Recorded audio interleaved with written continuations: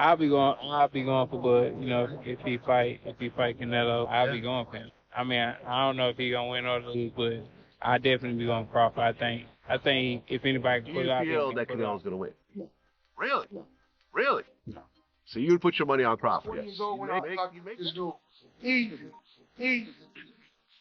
Right now, I think Crawford is a little better than Mayweather, but Canelo have more experience right Errol now. Spence Jr. recently shared his thoughts on the highly anticipated showdown between Canelo Alvarez and Terence "Bud" Crawford, a dream matchup that has boxing fans buzzing with excitement.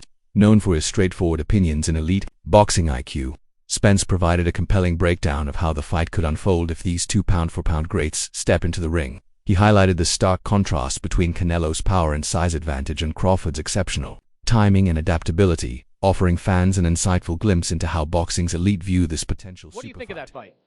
I think it's a great fight, especially at 160. I'm a guy that, sucks down at 147. I mean, I really think that a lot of people see probably 80, 70% of who I really am at 147 pounds. And I'm a guy, especially when I got WC belt, it helped me go up in weight.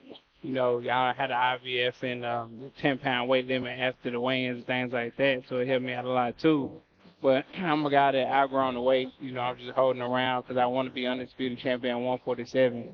But if it's a great fight at 160, I can definitely move up to 160 and fight. Errol Spence Jr. has openly backed Terence Crawford in his highly anticipated mega showdown against Canelo Alvarez, making it clear that he believes Crawford has what it takes to rise to the occasion and potentially dethrone the Mexican superstar. Speaking to multiple media outlets, Spence emphasized that if anyone can step up in weight and overcome Canelo, it's Crawford, noting that he's chasing greatness and ready for the challenge. While Spence admitted he can't guarantee the outcome, saying he doesn't know whether Crawford will win or lose, he firmly stated that he'll be rooting for Crawford all the way. Why not? If Crawford want to challenge himself to be great, let him try to be great. So what I'm saying, I'm with it. So I'll be going for Bud.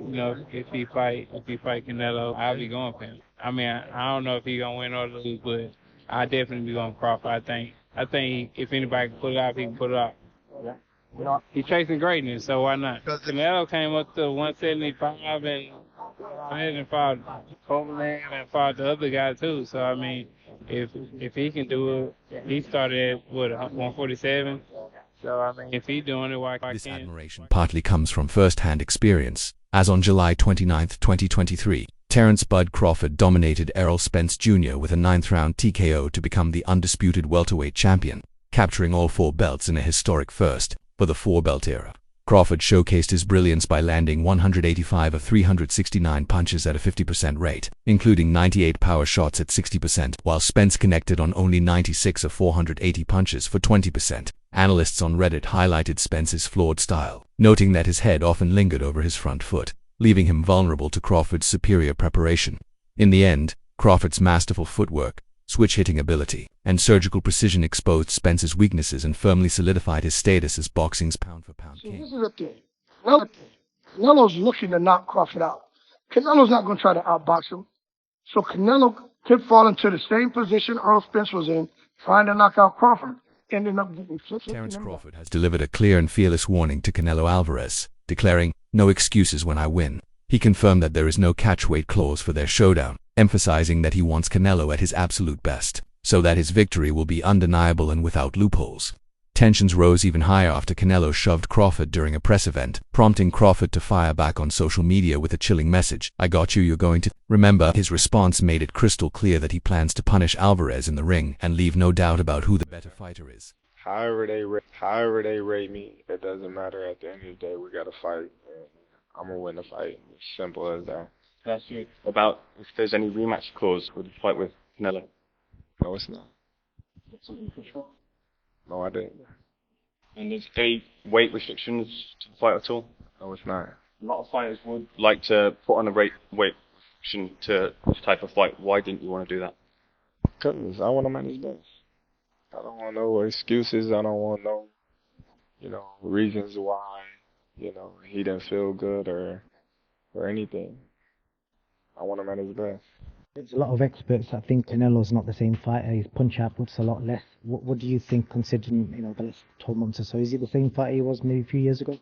I think he is. I just think, he just wasn't up for a skull fight. And I think, different fighters bring different, energies out of other fighters. A lot of people are judging you on the Madrimov fight, saying you struggled moving up in weight. You're going further up in weight, and they think that's going to go against you based on the Madrimov fight. How do you kind of reply to that? Oscar De La Hoya remains conflicted about the proposed clash, acknowledging that Canelo Alvarez's natural size at 168 pounds and his exceptional punch resistance make him a formidable opponent, yet he equally praises Terence Crawford's boxing, intelligence, footwork, and adaptability, even likening his mastery to Bruce Lee.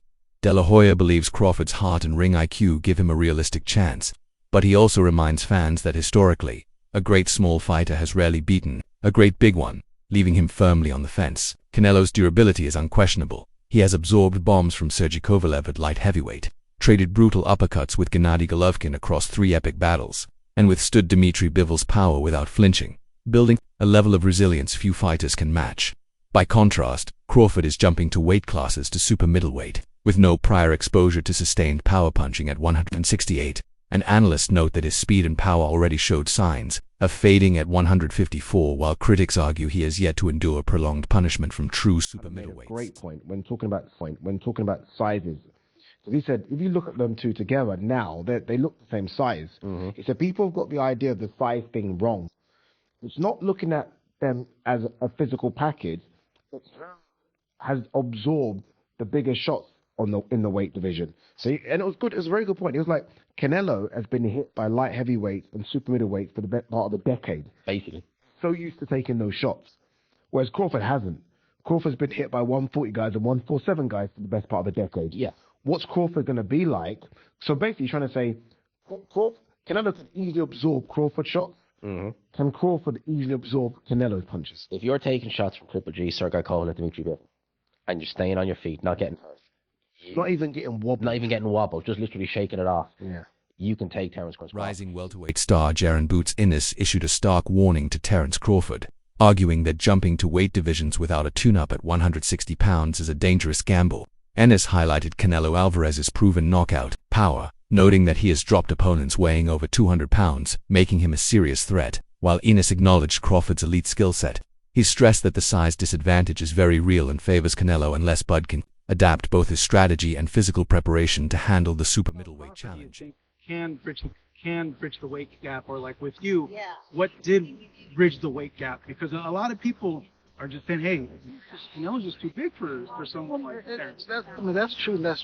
But you know what? There's always a way. Put it as there's always a way.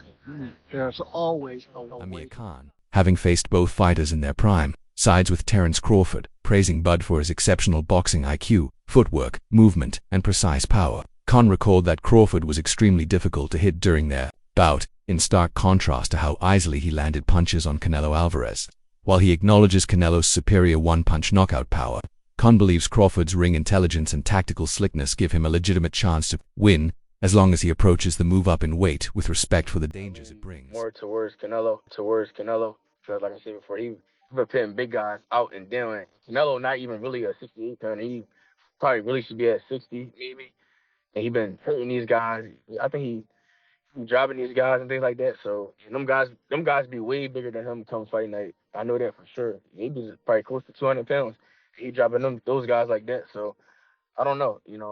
It's gonna be a great fight. The fans want to see it. So so be it. I think Crawford should take a warm-up fight. At like 60, or like at least at 60, to get his body, the feeling of somebody a little bit bigger, and things like that. I know when you go up in weight, you gotta, develop that power, and not develop the power, but like put that muscle on and be heavier and things like that. So he might not want to take a fight because he's trying to build up right now, but I think he should, just to stay sharp, and that way he don't have like a long layoff. Legendary commentator Jim Lampley hails the showdown between Canelo Alvarez and Terence Crawford as one of boxing's biggest spectacles, describing Crawford as the most complete fighter in the sport today and likening his adaptability in counterpunching to Sugar Ray Robinson, capable of frustrating Canelo over 12 rounds. However, despite his admiration for Crawford's skills, Lampley ultimately leans slightly toward Canelo, citing the champion's proven punch resistance and devastating bodywork at super middleweight. He warns that for Crawford to win, he must flawlessly outboxed Canelo from start to finish, because even a single mistake could allow the Mexican superstar's power to completely change the fight. Canelo's stronger, and he's easily hit. Very easily hit, very easily. Compared to when I fought against Crawford, I couldn't hit clean. They both hit hard because, and you could see the strength when I was fighting against Crawford. He is very strong as well. So look, yeah, but why does he need to give that much away? He's pound for pound #1 in the world. Why does he have to go for fighting Canelo? I think that Crawford could beat him. Crawford is a big 147 fighter, and he's strong as well, which a lot of people don't give him for. I think that fight does happen as long as Crawford stays away and just boxes and be smart. He can win that fight. I think Crawford's a better fighter than Charlo. He's a smart fighter as well. He switches and everything, so that would be a very good fight. Legendary trainer Teddy Atlas remained steadfast in his support of Terence "Bud" Crawford, declaring, "I ain't going against Crawford, he's special." Atlas believes Crawford's elite ring, IQ, timing, and perception are his ultimate X factors capable of neutralizing Canelo Alvarez's power and experience. While acknowledging Canelo's strength and championship pedigree, Atlas points out that the Mexican star has slowed down, and Crawford's adaptability proven by passing major tests at 154 pounds gives him the world-class confidence needed to step up to 168. Still, Atlas's stance isn't universally shared, as not all trainers agree that Crawford's skills will translate into dominance against a naturally bigger, stronger Canelo.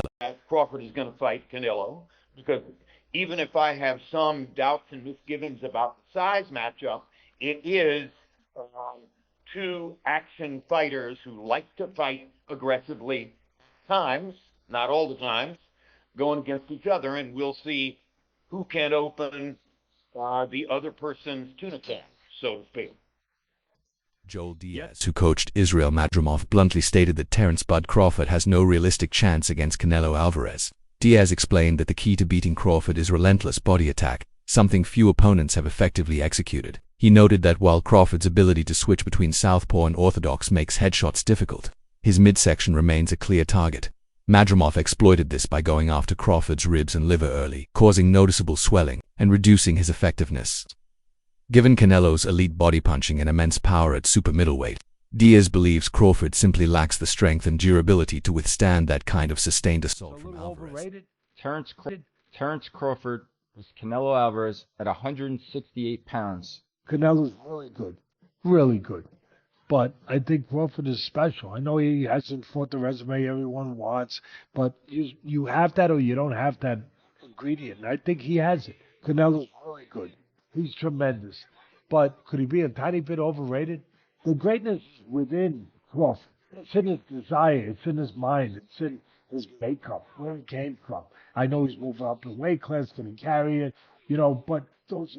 With the undisputed super middleweight crown at stake, the matchup between Canelo Alvarez and Terence Crawford has sharply divided analysts. Many back Canelo's proven strength, size, and experience at 168 pounds, while others believe Crawford's extraordinary ring IQ, adaptability, and technical brilliance could allow him to make history. Critics, however, highlight Crawford's eye along with his recent inactivity and the massive jump in weight as serious concerns, and even some of his supporters admit that this is a daring, high-risk gamble. Crawford can beat Canelo, no problem. I mean, are you stupid? Are you just think I'm stupid? I mean, excuse my language. Size difference of a bigger man changes everything with one punch. I can see the same thing. When you saw Canelo Alvarez fighting American, now look at this. Terence Crawford went from 47 to 54 to fight Madrimov. What did he do to Madrimov? Nothing. Okay, Madrimov is a 4-pounder. Now, to move up to one, he has 2 more divisions. Canelo Alvarez will take any punch from Crawford, but I don't think Crawford will take any punches from Canelo. Remember, Canelo got hit by Triple G, the heaviest hitter in that division. And Canelo took those shots like a champ. I don't think Crawford has anything. Promoter Samson Lucas offers another perspective, suggesting that the fight feels more like a business move than a purely athletic contest. He raises concerns about safety and competitive legitimacy, questioning whether the spectacle is driven more by marketability than sport. Still, in the court of public imagination, Hope runs wild in fan-created simulations, where the action swings dramatically. Canelo dominates the opening round with sharp body and headshots, only for Crawford to storm back in round 2 with a blistering combination that opens a cut and sends Canelo to the canvas.